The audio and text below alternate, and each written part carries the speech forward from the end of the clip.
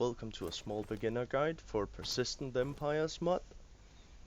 This will take you through all of the beginning tips that you need to know, pretty much. So the first thing we'll start with is getting a card. Here. That is just one of your average markets where you can buy and sell things. And then we go and grab a horse, so we can get that card.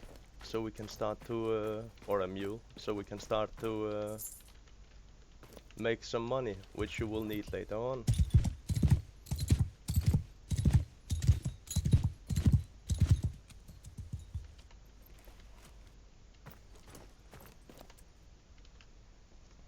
Need to equip it.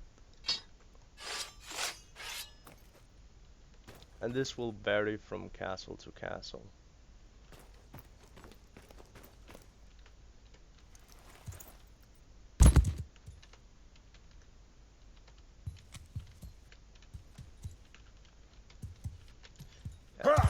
Sorry about that. And if you can't go through doors, you either need a rank or some keys from your guild members. And the resources will also be different spawn for the different castles. So we can take a look here. Right now you can see my player icon up at Mordred Castle. We are going to farm a little bit of money through silver, because that's fairly easy here. And you can see in the bottom corner there's the food bar and the health bar. It's pretty simple. Then the money is under. So normally you could bring a cart like this to a mine, and then grab a pickaxe, and then you just start cutting. It can be a little noisy and loud, but and you will not be able to afford a cart or a mule when you just start out. But doing one trip on foot with the tools you spawn with will give you more than enough money to buy this. And then the idea is you can just fill this inventory up instead of only having your 5 spaces in the top. So this was just for a showcase. I'm not gonna buy, I'm not gonna sit here and fill this entire card up, because I already have money right now. And it's just for showing an easy way to get all the gold you will possibly need. Another important thing is, of course, always close the doors after you go in and out of the castle. You don't want to leave them open, that way you can get raided, which is not very good.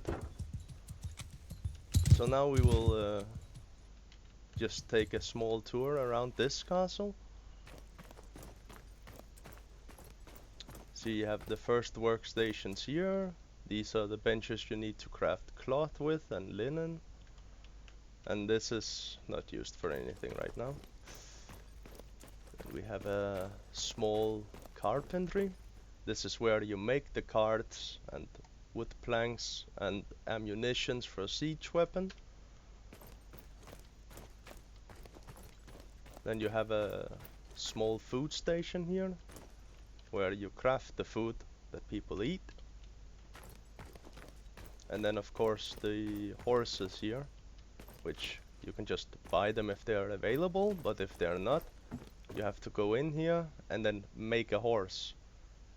And you can see that since I don't have the items, it will pop up, I think it's down in the left corner. Yeah, down in the left corner, that it requires my items. You can't see that because of my overlay, but just trust me. It said I needed 1 stripped leather harness and 2 wheat to make that horse. We'll just quickly sell the silver. If you press Control, you can just spam and get rid of it. Then we need, oh yeah, this is the medical office, where you can go to heal. Here it's in the bottom. Just eat some food and then heal, because it will take a lot of food away from you, but then you can heal.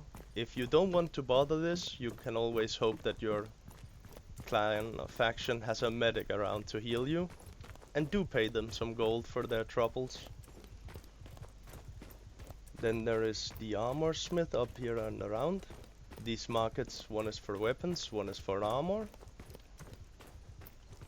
And here you can craft all sorts of gear you will need for battles, weapons. And this is needed when we are going to war. And it's not too expensive, it takes you like half an hour to farm out what you need for a set of armor and weapons. You can see it's 5,000 for a pretty good chest plate. That's almost nothing.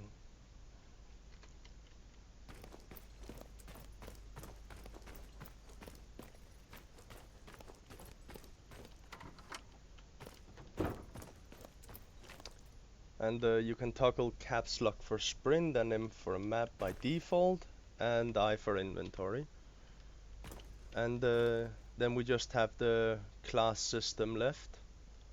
So the Serf is what you will mainly be using to gather everything around you.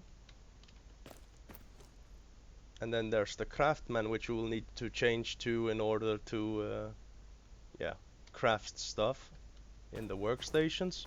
And that's also why having the card is quite nice. And then there's the different classes for sieges and battles. Then you can switch to. You can see that this class costs 7,500 to switch into. So you need a little bit of money also for the class changes. So you don't want to change unnecessarily. But going back to a Serf is always only 100 gold. So pretty simple. And once you're done with all your use, you can take the cart and the horse back to the market and the stable so other people can use them. Just sell them back. It will be a small loss, but it will make it way faster, making the money you will need. And see you on the battlefield or around the castle.